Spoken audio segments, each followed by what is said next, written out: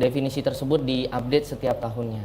Jadi apa sih hipertensi? Jadi hipertensi itu adalah peningkatan tekanan darah seseorang di mana tekanan darah atasnya atau sistoliknya lebih dari sama dengan 140 dan tekanan darah bawahnya atau diastoliknya lebih dari sama dengan 90. Jadi atasnya lebih dari sama dengan 140 dan bawahnya lebih dari sama dengan 90. Nah, kategori kedua itu syaratnya Dokter Cila angka segitu didapatkan dari pemeriksaan tekanan darah di fasilitas kesehatan. Jadi di rumah sakit, di puskesmas, di klinik dan bertemu tenaga medis. Tapi ada juga definisi yang lain, yaitu definisi peningkatan tekanan darah seseorang di mana tekanan darah atasnya lebih dari sama dengan 130 dan bawahnya lebih dari sama dengan 80 pada metode pemeriksaan ambulatori. Jadi ambulatori itu alat pengukur tekanan darah itu kita pasangkan kepada pasien dan kita biarkan selama 24 jam, kita runningkan dan kita rata-ratakan. Ada lagi yang ketiga, banyak jadi ya dok ya? Banyak ya. Jadi yang ketiga peningkatan tekanan darah atasnya lebih dari 135 dan bawahnya lebih dari sama dengan 85 jika periksa secara mandiri atau home blood pressure monitoring. Nah kan kalau bingung pegangan ya, jadi yang mana dipegang. Jadi masyarakat lebih baik tekanan darah tinggi adalah tekanan yang atasnya lebih dari sama dengan 140, bawahnya lebih dari 90. Oh, siap dok. Berarti kalau misalnya kita periksa ke dokter atau ke klinik yang dikatakan, duh tensinya ini 140/90 gitu dok ya. Itu yang kata-kata tadi yang bilangan atas sama bilangan bawah dok ya. Betul. Oke, itu dikatakan hipertensi jika lebih dari 140 dan bawahnya lebih dari 90 dok ya. Lebih dari sama dengan. Oh, gitu. Ada kondisi-kondisi tertentu juga dok ya. Ada kondisi tertentu juga di baliknya. Siap dok. Ternyata baru pertanyaan pertama sudah puyeng ya. Ternyata banyak guideline terkait hipertensi ini sendiri. Tapi dari Dokter Dedi tadi menyarankan sebaiknya saat tensi itu lihat aja atasnya 140, bawahnya 90 itu disesuaikan dengan kondisinya. Apa memang kondisi tertentu dikatakan dokter sudah bisa dikatakan hipertensi dok ya. Jadi mungkin bisa mulai pengobatan dok ya. Iya, tapi dengan catatan ngukurnya caranya tepat. Oke, siap dok. Timingnya tepat. Oke dok. Akan keluar hasil yang akurat. Gimana tuh dok cara yang tepat dengan timing yang tepat itu gimana dok? Jadi ini sekalian saya sharing ke masyarakat ya. Banyak sekali masyarakat mendatangi hipertensi itu lumayan banyak ya. Jadi sekarang data Riskesdas itu udah presentasinya sekitar 34% Indonesia itu rata-ratanya dan 3 besar ya penyakit tidak menular di Indonesia dan Kalimantan Timur ini masih di atas rata-rata Indonesia. Dan karena itu kalau kita melihat di lapangan banyak sekali masyarakat yang datang dengan hipertensi, baik hipertensi dengan sendirinya berdiri sendiri atau dengan komplikasinya. Datang tergupu-gupu dengan antrian yang panjang, baru datang langsung di tensi, angkanya nggak muncul yang akurat seperti itu. Bagaimana sih yang akurat? Jadi duduk tenang dulu ya Dokter Cila dengan posisi duduk dan kursinya yang ergonomis. Tulang belakang disupport dengan baik.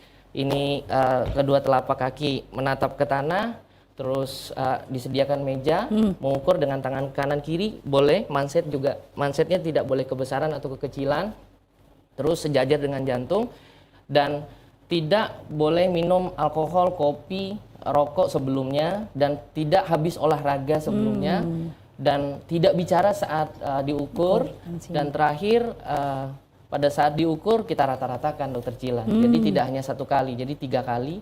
Atasnya kita rata-ratakan, bawahnya kita rata-ratakan, keluar aslinya. Oke. Banyak kodok sekarang sudah pintar-pintar saat di tensi pada saat ke praktek, duh tinggi nih, saya duduk dulu deh, ulang dulu deh tensinya. Kayaknya nggak denial gitu dok, kalau dia memang tekanan darah tinggi dok ya. Ya itu sisi yang lain. Kadang-kadang begitu denialnya yang muncul. Oke, siap dok. Kita lanjut nih dok. Sebenarnya ada nggak sih gejala spesifik untuk hipertensi ini sendiri?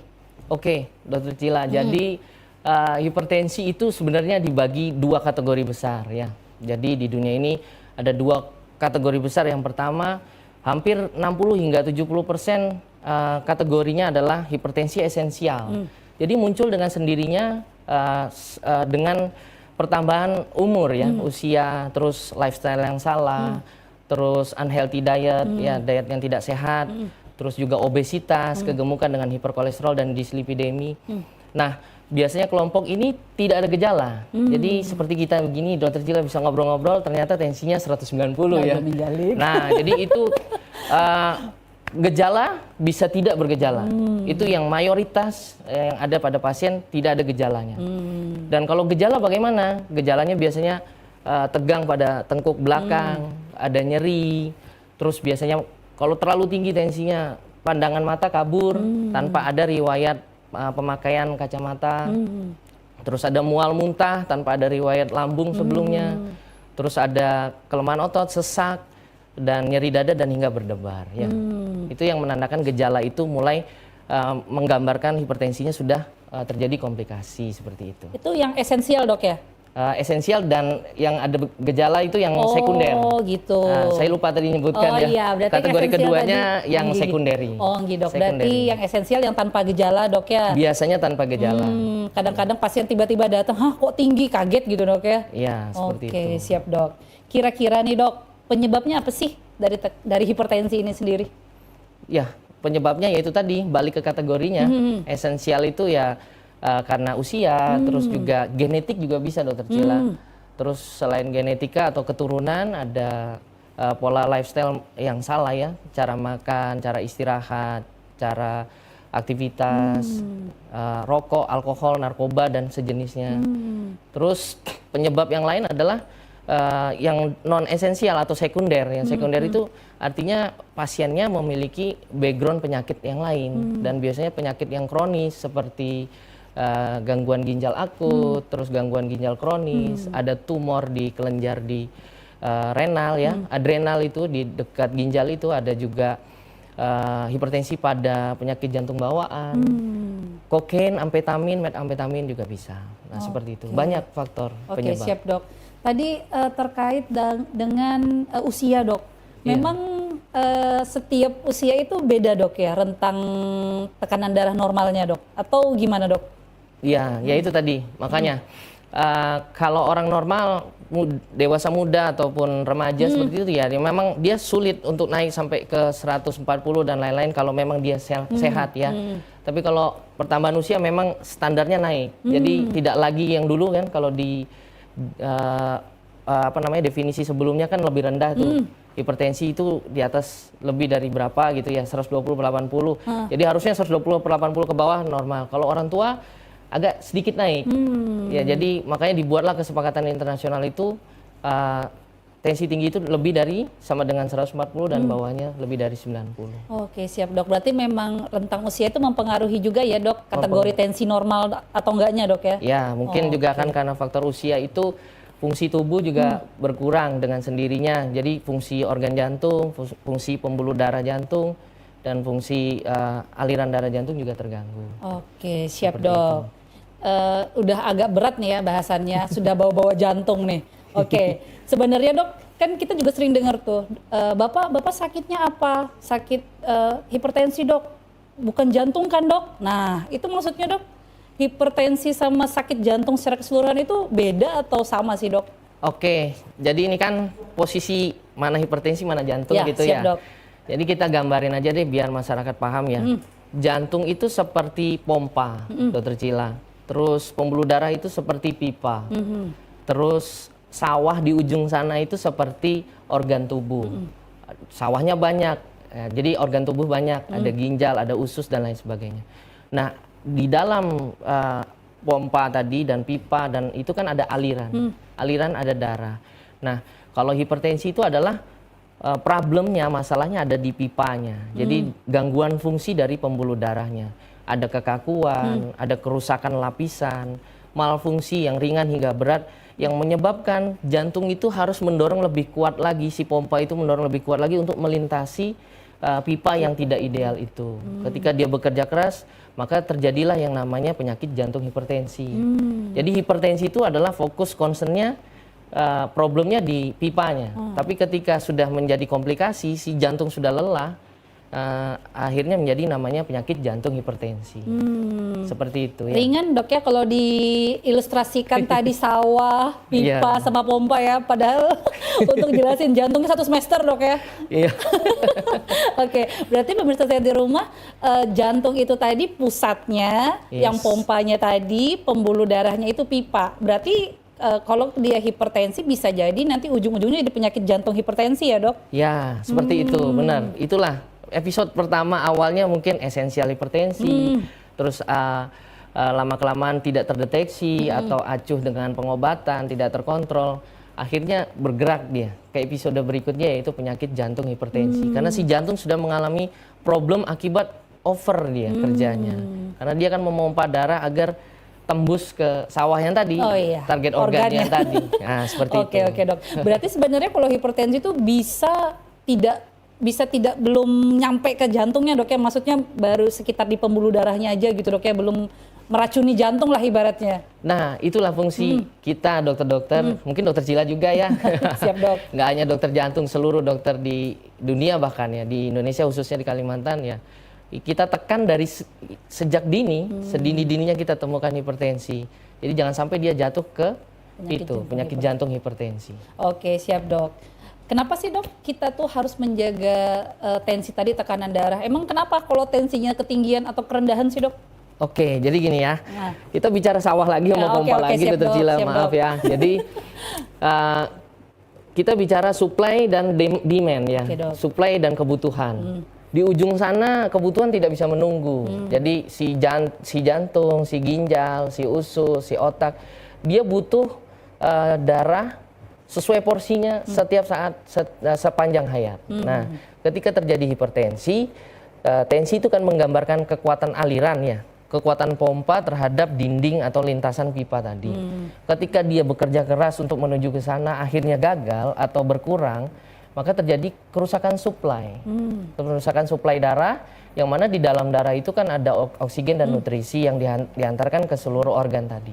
Jadi dengan menjaga tekanan darah tinggi, berarti kita menjaga jantung, pembuluh darah, dan juga menjaga organ-organ lainnya.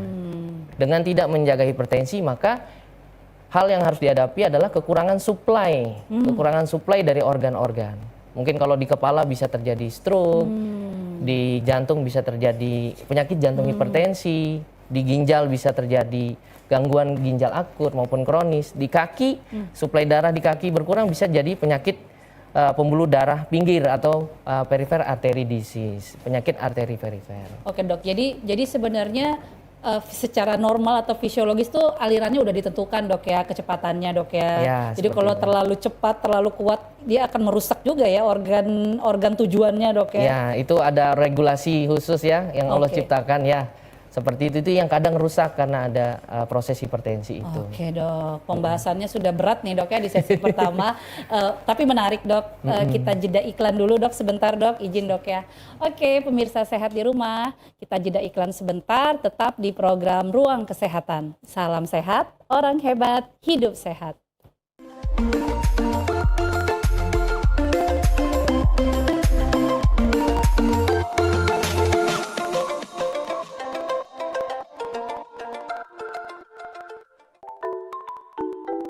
Apa itu stunting? Stunting adalah kondisi pertumbuhan yang terhambat pada anak-anak akibat kekurangan gizi kronis. Biasanya dimulai sejak masa kehamilan hingga usia 2 tahun. Gejala stunting ditandai dengan pertumbuhan fisik yang terhambat pada anak. Terlihat dari tinggi badan pendek, berat badan kurang, keterlambatan perkembangan motorik dan kognitif, serta daya tahan tubuh yang lemah. Penyebab stunting terjadi karena adanya praktek pengasuhan yang tidak baik, terbatasnya layanan kesehatan, terbatasnya pembelajaran dini yang berkualitas, serta kurangnya akses air bersih dan sanitasi. Cegah stunting sejak dini dengan memastikan anak makan buah dan sayur yang sehat, mencukupi asupan gizi sejak pembuahan sel telur hingga anak berusia 2 tahun, memberikan ASI eksklusif hingga bayi berumur 6 bulan, dan mengusahakan anak mendapatkan imunisasi yang lengkap.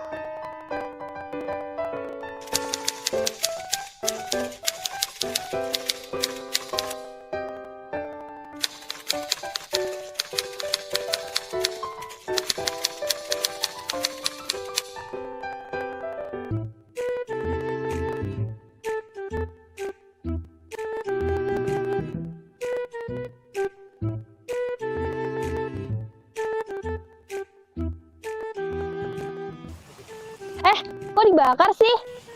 Lah, emangnya kenapa? Kan ada cara lain. Kita bisa mengolah sampah tanpa merusak lingkungan. Yuk, aku punya beberapa tips untuk kamu. Pertama, memisahkan sampah sesuai jenisnya. Cara pertama yang dapat kamu lakukan untuk pengolahan sampah dapat dimulai dengan memisahkan sampah menjadi dua bagian, yakni organik dan anorganik. Kedua, melakukan zero waste. Konsep zero waste yang mulai sering disuarakan agar manusia mulai peduli dengan alam dapat diwujudkan dengan menggunakan barang-barang yang tidak habis dipakai. Salah satunya seperti mengganti plastik dengan tas belanja kain. Tiga, membuat pupuk dari sampah organik. Daripada membiarkan sampah organik berbau busuk karena bakteri pengurai, ada baiknya kamu melakukan daur ulang dengan menjadikannya sebagai pupuk kompos pada tanaman.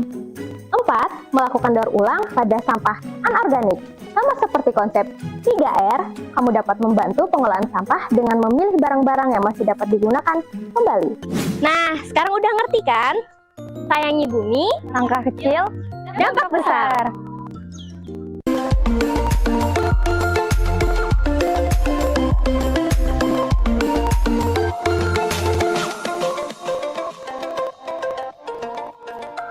Oke, pemirsa sehat TVRI di rumah, kembali lagi di program Ruang Kesehatan. Salam sehat, orang hebat, hidup sehat. Masih bersama saya Dr. Cila dan juga narasumber kita Dr. Muhammad Dedi Pratama, spesialis jantung dan pembuluh darah dalam bahasan topik tips berpuasa pada pasien hipertensi. Oke dokter, Siap. tadi di sesi pertama udah panjang lebar nih kita jelaskan terkait hipertensi, tekanan darah. Nah, ini di sesi selanjutnya saya mau nanya ini, sebenarnya apa sih faktor resiko dari hipertensi itu sendiri, Dok? Oke, jadi faktor risiko dari hipertensi yang pertama adalah usia ya. Biar bagaimanapun faktor usia memang tidak terelakkan ya, apalagi banyak sekali penurunan fungsi organ tubuh ya. Jadi faktor risiko pertama adalah usia, yang kedua jenis kelamin ya. Laki-laki ya secara teori sih laki-laki punya kemungkinan lebih besar ya hipertensi, tapi di atas lapangan dengan data-data yang ada perempuan menyalip ya. Perempuan menyalip karena adanya menopause ya, karena kehilangan estrogen saat menopause itu kehilangan faktor pelindung akan terjadinya hipertensi. Jadi estrogen itu punya manfaat yang baik bagi tensi, bagi menopause, hilang estrogen resiko hipertensinya berkali lipat. Terus selain usia dan jenis kelamin, ada rokok ya, karena di dalamnya ada nikotinik acid, itu ada tar dan lain-lainnya, tentunya itu racun buat pembuluh darah, membuat pembuluh darah itu kaku seperti itu. Terus habis itu ada alkohol, ada narkoba, terus ada juga dislipidemia atau kegemukan dengan adanya bukti kolesterol totalnya tinggi dan kolesterol yang jahatnya juga tinggi. Terus juga ada sosioekonomi dan stres. Itu dia menariknya. Ada stres juga dok ya. Betul. Kenapa tuh dok stres bisa bikin tekanan darah tinggi dok? Karena berubah ya hormon tubuh ya. Jadi ketika stres itu kan sama saja kayak oksidan ya di dalam tubuh. Sehingga oksidan itu banyak beredar di dalam tubuh. Ketika kita stres itu membuat pembuluh darah itu menjadi menyempit semuanya, menyempit. Nah ketika dia menyempit kan akan mengganggu pada nantinya lambat laun akan terjadi kerusakan dari pembuluh darah yang terpapar oksidan itu seperti itu. Jadi stres itu oksidan yang endogen ya, alami dibuat oleh tubuh. Jadi jangan banyak stres ya. Oksidan itu racun dok ya? Yes, racun gitu ya. Racun gitu ya. Racun. Jadi semakin kita stres semakin meracuni pembuluh darah kita seperti itu. Berarti sebenarnya benar ya kata-kata cepat marah-marah atau sering marah-marah itu bikin tekanan darah jadi naik dok ya? Karena stres tadi itu kali dok ya? Betul seperti itu. Oke, siap dok. Kemudian dok, bagaimana sih cara mencegah dari tekanan darah tinggi ini sendiri dok? Iya, cara yang mencegah adalah yang pertama tentunya lifestyle modification ya. Jadi perubahan gaya hidup. Jadi istirahat yang cukup dalam satu hari, terus tidur yang berkualitas 6-8 jam gitu ya Dokter Cila. Terus habis itu kurangi yang tadi stres ya, terutama stres yang menetap gitu, yang kronis. Kan kita sering tuh stres akut, kadang-kadang kita serempetan mobil dan lain-lain, tapi setelah itu kan sudah reda ya. Tapi kalau stres yang kronis yang menetap itu akan membahayakan. Jadi kalau kita menghindari itu, kita juga mencegah terjadinya tekanan darah tinggi. Selain itu lagi ada makanan ya, makanan rendah garam, jangan terlalu manis, banyak berlemak, santan dan lain sebagainya. Terus makanan, habis itu minuman yang terakhir, Dokter Cila. Jadi kecukupan cairan juga membantu pembuluh darah itu tetap elastis seperti itu. Kalau kita sering dehidrasi, sering sering tidak minum atau kurang minum, ginjal rusak, balik nanti terjadilah tekanan darah tinggi itu. Siap dok, siap Jadi dok. kayak lingkaran setan gitu. Jadi pengaturan istirahat, stres, makan dan minum. Oke, siap dok. Kemudian dok, cara kalau misalnya nih kita sudah menderita hipertensi, cara ngobatinnya gimana sih dok? Haruskah minum obat seumur hidup dok? Oke. Oh ya, yang tadi satu olahraga ya, lupa saya. Dengan olahraga menjaga elastisitas pembuluh darah ya. Terus, nah ini juga di lingkungan masyarakat tuh paling sering dibahas, Dokter Cila. Betul. Wah, saya kena hipertensi nih selama-lamanya udah minum obat, betul, dok. seperti itu. Nanti jebol semua ginjal. Ya, betul dok. Ya, jebol di mana-mana. Sebenarnya pemahaman ini yang harus diluruskan. Jadi ketika seseorang menderita hipertensi, maka seorang dokter, terutama dokter jantung, kita melihat angkanya dulu. Kita melihat derajat beratnya dulu, tekanan darah tingginya Bapak Ibu sekalian berapa gitu. Kalau hanya prehipertensi di bawah 140/90 atau persis di 140-an, 90-an, kita masih memperjuangkan tanpa obat kok gitu. Kita lifestyle modifikasi tadi, jadi merubah gaya hidup, istirahat, makan, minum, stres dan lain sebagainya, dan olahraga. Nah, ketika sudah berjuang dengan memodifikasi gaya hidup itu sudah gagal, malah timbul gejala dan lain-lain, kita memberikan dulu obat yang sifatnya dosis rendah dan single dulu terapinya. Jadi dari yang rendah naik pelan-pelan mengikuti tekanan darahnya. Terus kalau ditanya selamanya nggak dok? Nah jadi gini, tekanan darah tinggi itu bukan bisa sembuh, Dokter Cila, tapi bisa terkontrol. Jadi ketika seseorang dengan hipertensi itu dia bisa punya dua fase. Fase dia tidak terkontrol dan fase dia terkontrol. Jadi terkontrol itu artinya bukan sembuh, artinya masih ada kemungkinan terjadi lagi hipertensi. Jadi kalau minum obat terus tensi sudah turun, terus sudah dilepas, maka yang terkontrol tadi langsung naik menjadi tidak terkontrol. Jadi memang kita membutuhkan terapi jangka panjang ya, seperti itu untuk menjaga juga selain jantung, selain pembuluh darah, kita juga menjaga jantung. Soalnya kan identik ya dok ya, aduh sakit jantung atau hipertensi ini obatnya banyak banget, ada 3, 4, 5 jenis gitu dok. Iya. Memang begitu kah dok? Harus sampai banyak banget obatnya? Ya kita berjuang untuk tidak seperti itu Dokter Cila, karena kita serendah-rendahnya dan seminimal-minimalnya menerapi ya. Jadi kalau obat-obatan banyak itu mungkin pada kondisi-kondisi tertentu, karena ada yang namanya tekanan darah tinggi yang terlalu tinggi, ada yang emergensi, ada hipertensi yang krisis hipertensi, itu membutuhkan lebih dari 2 memang obat-obatannya, atau 1 obat injeksi bahkan, nah, seperti itu. Tapi kalau pemeliharaannya setelah tensinya turun, mestinya obat juga akan kita turunkan, seperti itu. Apalagi kalau ada komorbid dok ya, kayak ada mungkin sakit ginjal atau apa, mungkin itu kali kata pasiennya banyak banget obatnya, padahal memang ada penyakit lain. Nah yaitu, kalau pasiennya datang dengan hipertensi murni saja kan, kita memainkan obatnya itu dosisnya ya cuman obat tensi saja, 1 obat, 2 obat atau maksimal 3. Tapi ketika ada penyakit lain sekunder, ada ginjalnya, ada diabetiknya, akhirnya terkumpul obatnya ya. Jadi banyak gitu kesannya. Padahal obat itu sudah ada fungsinya. Ini untuk kencing manisnya, untuk ginjalnya, untuk kolesterolnya, untuk tensinya. Jadi per bagian sedikit tapi dikumpul jadi banyak. Baik dok, oke dok. Ini dok sudah masuk juga di bulan puasa dan kita juga sudah menjalankan ibadah puasa. Sebenarnya kalau untuk penderita hipertensi sendiri boleh nggak sih dok berpuasa? Oke, jadi gini, puasa itu sangat baik. Jadi fungsi puasa bagi tidak hanya hipertensi, bagi semua penyakit, bahkan orang yang tidak sakit, itu fungsi utama dari puasa adalah detoksifikasi. Jadi menetralisir racun yang ada di dalam tubuh. Dan yang kedua adalah menjaga berat badan tetap ideal. Dengan menjaga berat badan tetap ideal itu, kolesterol dan turunannya akan turun seperti itu. Yang ketiga adalah dengan berpuasa itu juga menyehatkan, mengistirahatkan organ-organ. Jadi organ-organ termasuk di dalamnya ada pembuluh darah yang kaku tadi bisa elastis, bisa kembali. Jadi kayak merestore ulang gitu. Jadi seperti kayak pembaharuan lagi gitu. Direset dok Ya, ya. direset, Oke, betul. siap, Dok. Seperti itu. Nah, tadi nyambung dengan minum obatnya nih dok. Kalau misalnya penderita hipertensi puasa nih dok, gimana cara minum obatnya dia dok? Oke, biasanya kan kita para dokter ngasih obat tuh ada jadwalnya ya. Ada yang pagi, ada yang malam ya. Kadang-kadang dokter Cila ada yang diselingin yang siang. Betul, seperti itu. betul. Jadi ya lebih mudahnya kalau obat pagi kita tarik ke habis sahur. Kalau udah lepas lebih dari jam 12 siang, lebih baik kita tarik ke buka puasa.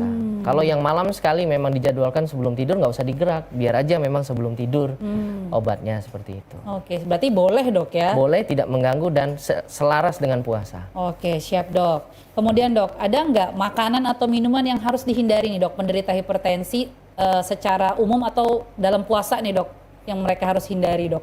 Oke, kalau secara umum ya dokter Cila ya, pertama minuman dulu ya, kopi, alkohol, soda itu sudah harus dikurangi karena itu bisa memacu sistem di dalam tubuh yang untuk menaikkan tekanan darah.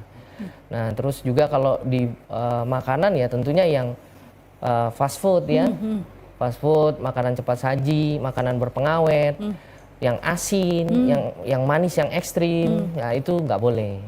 Dan puasa ya seperti itu, yang dihindari ya itu. Sama dok ya. Sama, makanan berpengawet, terus yang tadi yang asin, yang manis, terus ada juga ini keju-kejuan, itu nggak boleh terlalu banyak. Dan kalaupun bulan puasa harusnya yang banyak dikonsumsi adalah sayur, sayur dan buah-buahan. Dan jangan lupa sayurnya juga warna-warni, jangan hijau doang. Oke. Karena hijau aja bisa asam urat. Jadi ada sayur warna lain kan, ada terong, ada Oke, wortel, siap, ada dok. sawi. Oke, siap dok. Seperti itu. Kemudian dok, ini ngomong-ngomong masalah penderita hipertensi, selama ini yang ke praktek dokter banyak nggak sih dok yang menderita hipertensi dok? Banyak banget, pakai banget ya. Iya, pakai banget doknya banyak plus banget.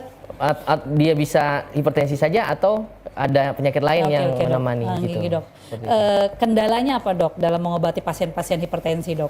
Ya, jadi begini, kendalanya adalah satu, stigma di masyarakat. Jadi pemahaman yang mengakar di masyarakat ini yang harus dirubah, dan mengubah itu kan butuh waktu ya, betul, Dok. butuh orang, butuh tim untuk Dok. merubahnya. Tapi siapapun yang mendengar ini ya, jadi stigma yang salah adalah begini, itu tekanan darah tinggi itu penyakitnya orang tua dok. Saya kan masih muda, Betul, saya sering bersepeda, saya main mini soccer. Denial dok ya. Ini tensi kok 190 nih, minum 2 obat abis itu kelar gitu. Kan udah aman nih. Tidak seperti itu. Hipertensi bisa menyerang siapa saja. Selama Anda mendekati faktor risiko, maka Anda akan lebih dekat dengan hipertensi seperti itu. Itu yang pertama ya. Terus selain itu apa tadi? Kendalanya ya. Kendalanya adalah ketika minum obat hipertensi, pasien itu merasa gini dokter Cila, nanti jebol ginjal saya. Betul dok, betul. Jadi tenang saja ya Bapak Ibu sekalian ya. Jadi para dokter bekerja di bawah sumpah, kita memberikan obat juga melalui perhitungan dosis. Dan perhitungan dosis kita juga dikalkulasi dan diukur oleh farmasi. Jadi kita saling recheck, merecheck, double check, bahkan banyak cek gitu. Jadi untuk masalah dosis kita kasih dosis yang kecil yang sesuai dan yang tidak toksik atau tidak meracuni organ yang lain. Justru ada penelitiannya dokter Cila. Ada 2 orang, satunya hipertensi tidak minum obat, satunya hipertensi dengan minum obat. Ternyata finish duluan jadi penyakit jantung dan yang lain-lain yang parah, yang tidak minum obat. Yang dengan minum obat ternyata bisa terkontrol, seperti itu. Ini juga sudah kita bahas sama dokter Astrid dok di episode sebelumnya yang terkait kesehatan ginjal. Kan memang banyak dok pasien yang, aduh saya hipertensi nih, gara-gara obat hipertensi ini bikin saya gangguan ginjal nih. Ternyata enggak dok ya? Iya seperti itu, jadi pemahaman itu harus berubah ya, seperti itu. Oke siap dok. Kemudian dok, apa sih yang kita takutkan yang serius gitu dok dari komplikasi hipertensi ini sendiri dok? Ya, jadi karena hipertensi itu merusak pembuluh darah, dan pembuluh darah itu adalah pipa, dan pipa di dalam tubuh itu kemana-mana, betul kan Cila? Iya. Jadi kalau dia terganggu aliran darahnya ke otak ya, yang paling menjadi ancaman adalah stroke ya. Kalau di jantung bisa gagal jantung karena hipertensi. Jadi saya tensi tinggi kok sekarang, dulu cuman angka saja yang tinggi, sekarang kok jalan 5 meter udah sesek, ngos-ngosan, naik tangga, turun tangga udah kayak gitu ya, karena sudah bergeser, terjadi komplikasi ke jantung. Di ginjal, karena suplai darah ke ginjal juga berkurang, kencing saya kok sedikit, terus sampai ke cuci darah dan lain-lain. Terus ke kaki, pembuluh darah di tungkai bawah dan atas ini, terutama di bawah, bisa suplainya berkurang, jadi kakinya bisa rusak gitu. Karena kan kita jaringan otot kaki dan tulang dan lain-lain itu dipelihara oleh nutrisi yang dibawa oleh pembuluh darah tersebut, seperti itu. Jadi atas sampai bawah Oh bisa. iya, oke dok. Berarti bisa menyebabkan kematian nggak sih sebenarnya dok? Bisa, pada hipertensi yang terutama yang tinggi sekali, itu bisa, hipertensi krisis bisa. Wah, ngeri juga dok ya. Walaupun dibilang cuma tinggi dikit aja nih, tapi ngeri juga dok ya kalau lama-lama bisa menyebabkan kematian nih dok. Iya, betul. Oke dok, kemudian dok, ini kan juga kita sudah menghitung hari bukan menghitung hari sih, masih banyak sih dok, mau ke lebaran nih dok. Iya, iya. Kira-kira betul. saran dokter nih dok, bagi penderita hipertensi dalam nanti menjelang mau lebaran, ada tips khusus kah? Karena biasanya kan makanannya dihantam rata semua dok, makanan untuk pasien hipertensi ini dok. Oke, lebaran itu kan semarak ya, Ya, kata betul. kuncinya ya. Semakin mendekati lebaran semakin semarak, semakin Betul. semangat. Harapan saya itu semaraknya adalah menyehatkan tubuh gitu. Jangan semarak makan makanan yang makin sembarangan. Jadi 10 hari pertama gitu masih tertib, 10 hari kedua udah mulai kendor, 10 hari ketiga semua dimakan. Nah, itu jangan seperti itu ya. Jadi semarakkan kesehatan, malah harusnya makanan malah makin dijaga, karena kita kan makin dekat dengan faktor risiko ketika lebaran. Kita sudah menjaga di rumah, ketika bertamu ada itu makanan yang saya rasa nggak boleh seperti itu ya. Ya boleh tapi tidak boleh terlalu sering seperti itu, Dokter Cila. Jadi memang kata kuncinya adalah konsisten. Oke. Jaga konsisten, karena yang tahu konsistensi itu adalah diri kita sendiri, seperti itu. Betul dok. Berarti biar lebaran atau enggak harus tetap konsisten dok ya. Ya, terutama dalam minum obat kayaknya dok ya. Ya. Oke dok. Gini dok, tadi kan ada yang hipertensi yang esensial nih dok, yang tidak bergejala. Nah, kapan dok misalnya nih dia iseng-iseng ngecek darah segala macam ternyata tinggi, kapan dia harus konsultasi ke dokter jantung dok? Oke, jadi kalau tekanan darahnya sudah kita ukur dan kita rata-ratakan, kita ukur dengan baik, memang tekanan darahnya tinggi, kita memang harus konsul ke dokter. Kita harus konsul ke dokter untuk mendapatkan advice atau nasihat ya, baik merubah gaya hidup, olahraga dan lain-lain, dan juga obat-obatan seperti itu. Jadi memang esensial itu kadang nggak terasa, Dokter Cila. Jadi nggak terasa ternyata sudah jauh, ternyata tensinya tinggi. Dan hati-hati juga, kadang-kadang gini nih fenomenanya, tingginya di rumah dok, begitu di rumah sakit nggak ketahuan, nggak kebaca memang, waktu diukur normal. Ya, dok. Atau kadang-kadang tingginya di rumah sakit aja gara-gara ngelihat dokternya. Pakai jas putih dok ya. Gara-gara polinya antri dok, begitu di rumah saya normal kok 110. Nah, untuk menjawab itu pemeriksaannya ada lagi, bukan pemeriksaan tensi biasa. Di AWS kita sudah punya ya, jadi pemeriksaan tekanan darah ambulatori namanya. Jadi kita sudah bisa mengetahui pasien itu hipertensi nggak, walaupun tingginya di rumah atau tingginya di fasilitas kesehatan. Seperti itu. Itu yang ambulatori itu yang dibawa pulang dok ya, alatnya dok ya? Dibawa pulang, diukur 24 jam. Itu ditanam atau gimana dok? Enggak, itu seperti anu aja, seperti pendeng gitu, ya, gesper begitu. Oh gitu. Alat pager kecil begitu ya. Itu buat penderita yang gimana? Yang tadi dok ya, yang nggak konsisten ya naik Iya, turunnya jadi tekanan darah. dok saya tekanan darah tinggi, tapi waktu kita periksa enggak nih pak, daripada debat ya, kita pasang alat itu ya. Oh, dan di AWS sudah bisa dok ya? Udah dong, udah mulai dok. lengkap ya. Oke dok. Kemudian dok, tadi menarik saya dengar ada kata-kata asam urat dan kolesterol tadi dok, identik dengan penaikan tekanan darah. Sebenarnya hubungan secara ininya gimana dok, kolesterol dan tekanan darah ini dok? Oke, sebenarnya kan yang melintasi pembuluh darah itu adalah darah. Di dalam darah itu komposisinya ada sel darah, ada cairan yang Bapak Ibu minum itu ngumpul jadi satu di darah, dan ada asam urat dan kolesterol. Pada kadar yang normal mereka tidak menimbulkan masalah, tapi dalam keadaan yang parah, tinggi sekali asam urat dan kolesterolnya, maka merusak pembuluh darah. Begitu rusak pembuluh darah, terjadi kekakuan, terjadi kerusakan, maka itu akan menyebabkan hipertensi. Dan juga bisa aterosklerosis ya, penyakit pembuluh darah, bisa koroner, bisa sumbatan-sumbatan di tempat lain di luar jantung. Berarti sebenarnya memang kita harus jaga kadar asam urat sama kolesterol tadi dok ya, biar Iya. nggak jatuh ke hipertensi ujung-ujungnya. Iya, itu juga ikut menyumbang hipertensi soalnya. Oke dok, bisa nggak dok, dokter kasih tips kapan saat yang tepat buat cek tekanan darah? Apakah harus berulang tiap hari kita cek, membuktikan bahwa kita nih hipertensi atau enggak, atau gimana dok? Ya paling nggak kalau normal ya mungkin 2 hari sekali atau 3 hari sekali boleh dicek ya. Kalau normal kita dewasa muda, normal nggak ada faktor resiko boleh agak jarang seperti itu. Tapi kalau kita sudah, oh diriku nih punya faktor resiko seperti itu ya, ada merokok, ada lain-lain.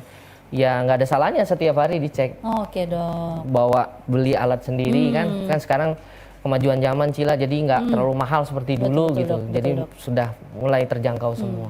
Oke. Jadi dicek aja tiap hari nggak ada yang salah. Oh iya, Kan berarti cuma pencet doang. nggak pecah dok ya pembuluh darahnya keseringan dicek gitu dok ya? Enggak. Oke. Siap dokter. Ini pembahasan kita makin menarik dok ya, tapi kita jeda iklan sebentar dulu dok, Oke. izin ya dok ya. Oke, pemirsa sehat di rumah, kita jeda iklan sebentar dulu, jangan kemana-mana, tetap di program Ruang Kesehatan. Salam sehat, orang hebat, hidup sehat.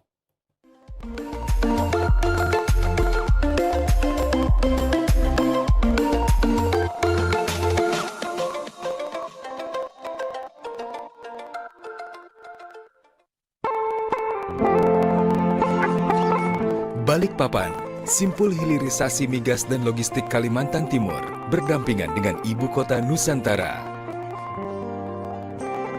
Bahwa kepindahan ibu kota negara ke Nusantara adalah bukan hanya pindah istana presiden, tetapi yang ingin kita bangun adalah budaya kerja baru, mindset baru.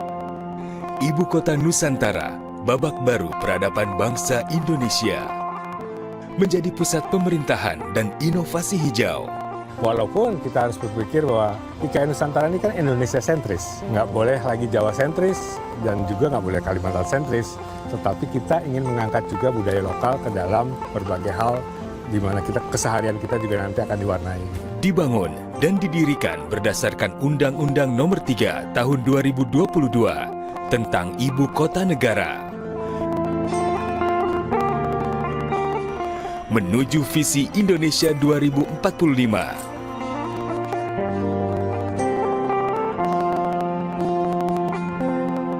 Kota dunia untuk semua.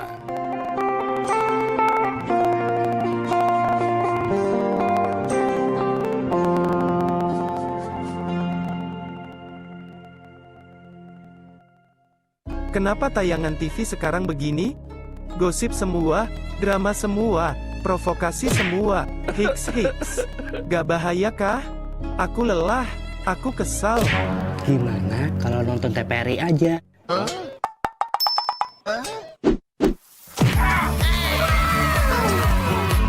Tayangan di TVRI itu menjunjung tinggi moral bangsa loh. Wah, bagus ini.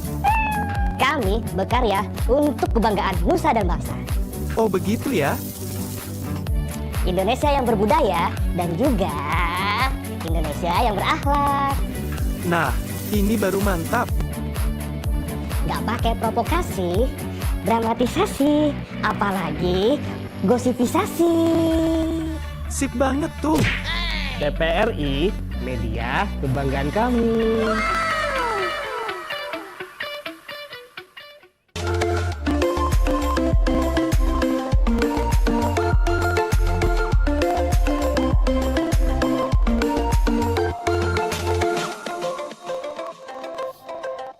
Oke, pemirsa sehat TVRI di rumah, kita kembali lagi di program Ruang Kesehatan. Salam sehat, orang hebat, hidup sehat. Masih bersama saya Dr. Cila dan juga narasumber kita, Dr. Muhammad Dedi Pratama, spesialis jantung dan pembuluh darah, dalam bahasan topik tips berpuasa pada pasien hipertensi. Nah dok, di sesi terakhir ini dok, Oke.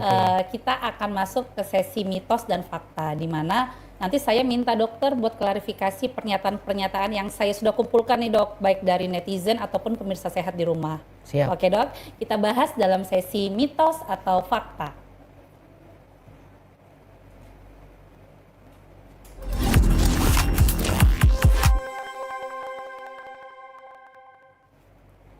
Oke dok, di situ sudah saya siapkan properti dok, ada fakta dan mitos. Jadi nanti saya bacakan dulu pernyataannya, nanti dokter Dedi yang ngacungkan nih, yang fakta atau yang mitos dok. Oke, siap dok? Oke dok, pernyataan pertama, pasien hipertensi pantang konsumsi daging kambing, mitos atau fakta dok? Oke, wah ini saya supporter bapak-bapak nih, pasti senang dengan jawaban saya. Apa dok, mitos atau fakta dok? Ayo yang mana dokter Cila? Ada saya juga. Mitos ya dok ya? Iya, mitos Oke, sih. kenapa itu dok? Jadi gini ya, jangan nyalahin kambing ya, karena sesungguhnya ciptaan Allah itu semuanya baik ya sebenarnya, tapi dengan kadar yang tepat. Karena begini, daging kambing itu dari penelitiannya kadar lemak, asam lemak jenuhnya itu rendah, dan dia tinggi protein dokter Cila. Makanya kan teman-teman kita yang seringnya membangun massa otot pasti makannya daging ya, daging kambing lumayan signifikan buat massa otot gitu. juga ya kan, Iya, dok. karena dia high protein, asam lemak jenuhnya lebih rendah, asam lemak tak jenuhnya agak sedikit lebih tinggi. Namun memang kalau lihat standar kolesterolnya dibanding ayam, bebek dan lain-lain memang masih agak tinggi seperti itu. Nah mitos itu artinya ya kalau makan kambing selalu otomatis menjadi tekanan darah tinggi ya enggak, karena tergantung cara mengolahnya dokter Cila. Jadi kalau dia mengolahnya dengan benar, maka insya Allah kambingnya sehat seperti itu. Iya betul. Yang makan juga sehat ya. Betul dok. Termasuk porsinya juga dok Porsinya ya? juga. Oke, Kalau dok. makannya banyak ya sama aja ya. Siap, Jadi dok. porsinya benar, terus dimasak. Ada yang bilang, saya baca literatur itu dimasak hingga kurang dari 250 derajat. Terus kalau bisa tidak dibakar dan tidak digoreng, jadi direbus atau dikukus ya. Memang rasanya kurang nyaman, tapi ya kalau dia amis dikasih perasan timun. Nah, Oke. udah kayak chef ya saya.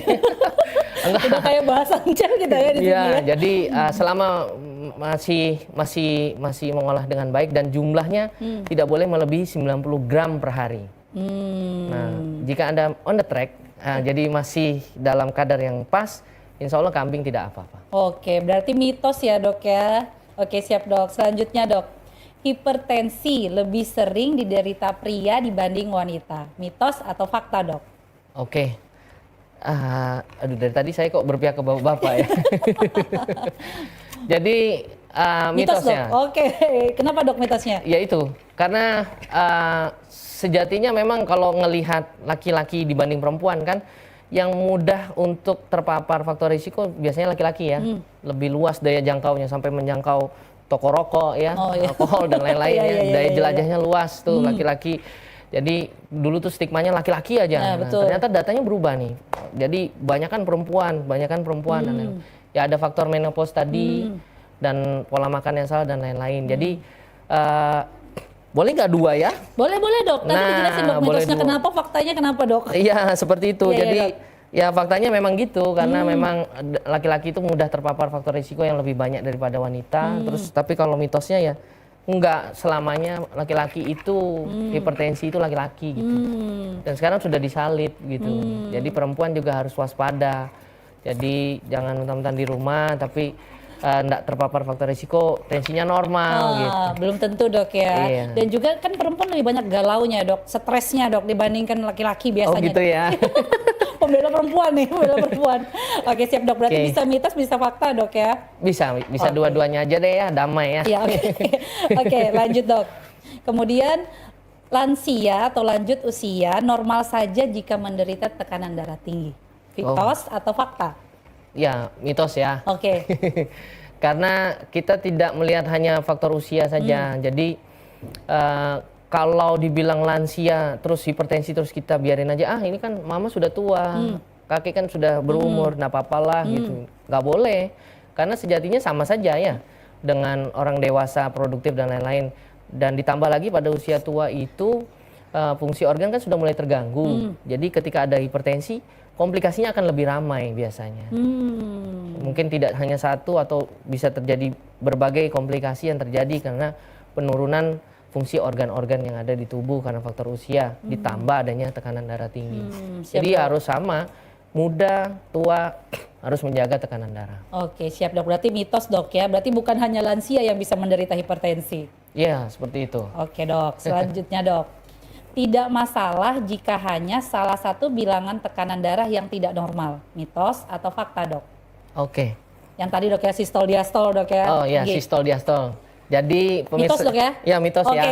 Jadi Bapak Ibu, G. saya kenalkan dulu bahasa medis ya. Sistolik itu tekanan darah atas.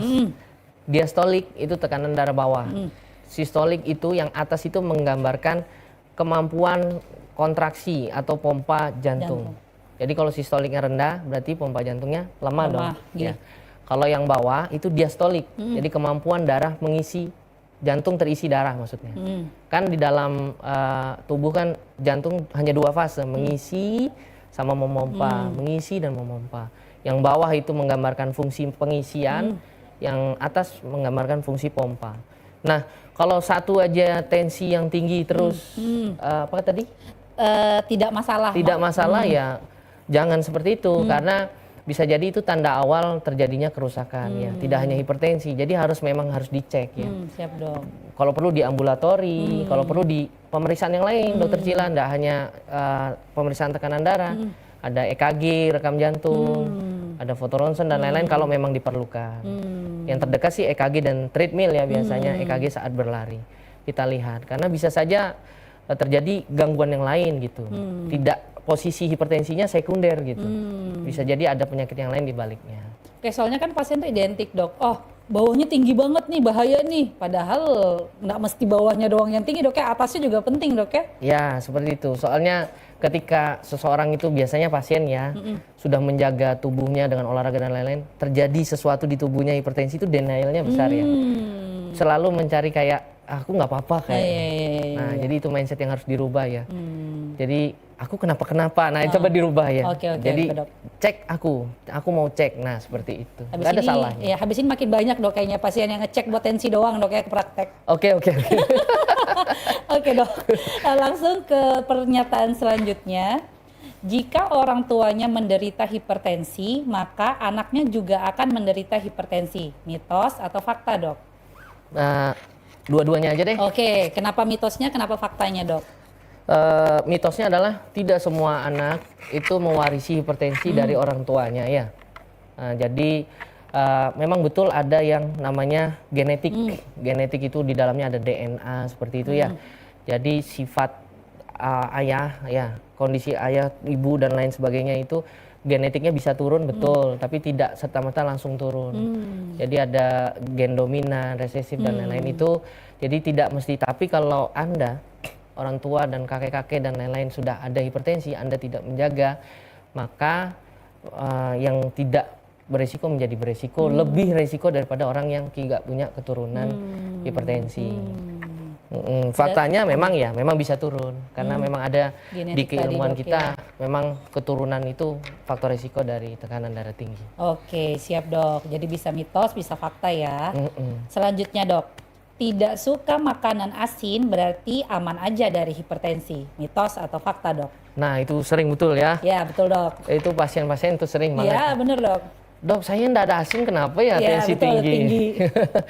Kan, mitos, Dok ya? mitos. Oke, kenapa, Dok? Stigmanya asin adalah tensi tinggi adalah asin. Tidak seperti itu ya.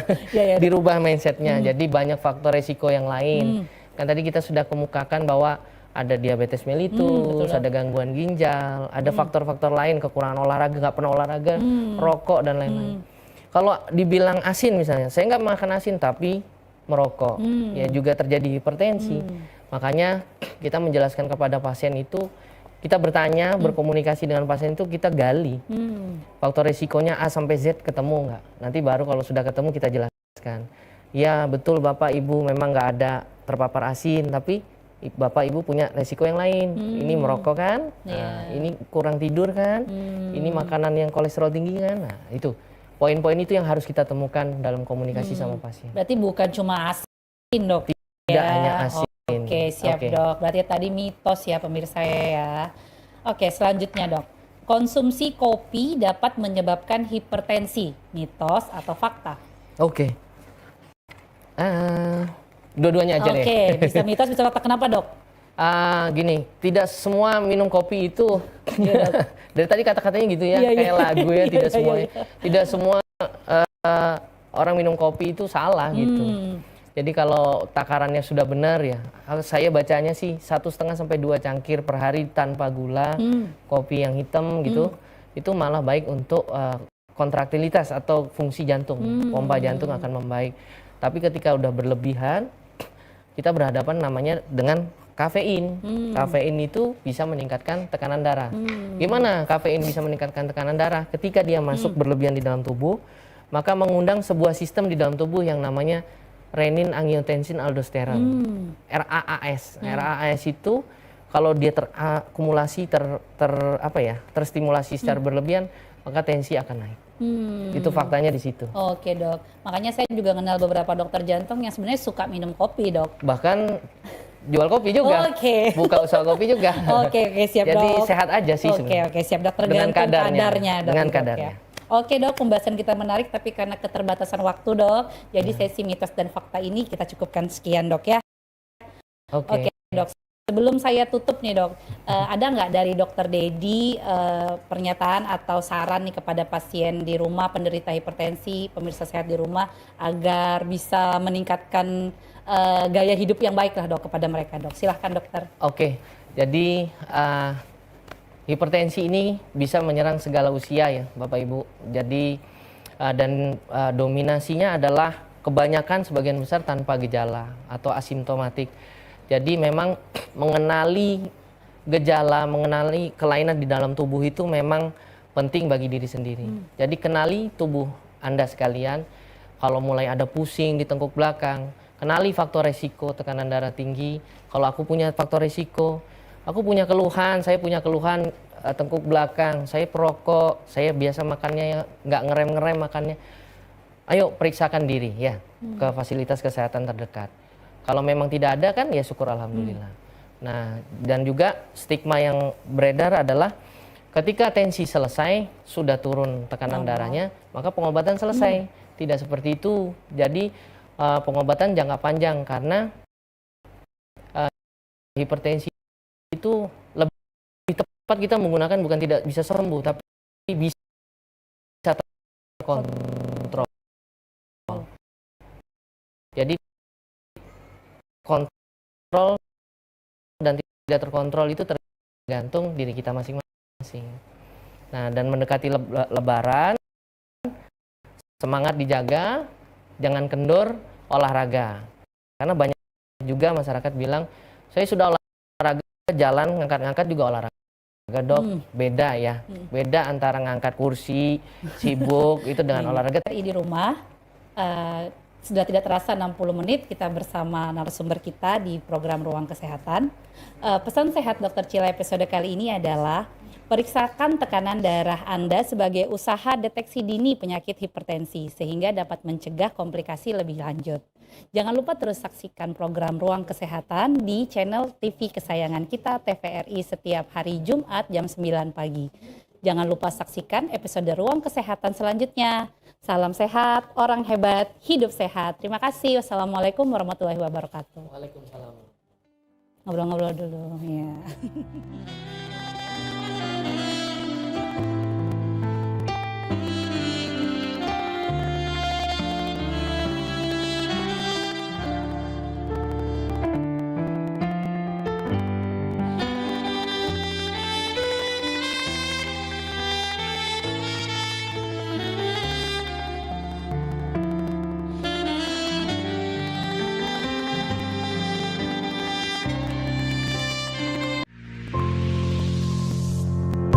Sebuah persembahan dari bumi Borneo.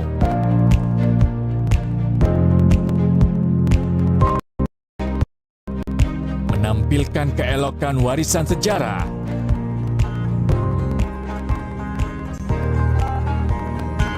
Mahakarya budaya tradisional. Bersatu padu dengan budaya modern.